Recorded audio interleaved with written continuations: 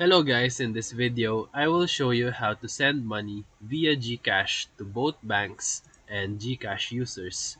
So step 1, open the GCash app and tap send. Send to GCash or send to bank. Step 2, for GCash, enter the mobile number, amount, and an optional message. For bank, choose the bank and input account number, account name, and amount. Step 3, review the details and tap Send Money. Step 4, confirm the transaction using your MPIN or biometrics. And once done, you will receive confirmation and the recipient gets the funds instantly for GCash or within minutes for banks. So if this video helped you, feel free to like and subscribe for more quick tutorials, reviews, and comparison videos. Thank you for watching.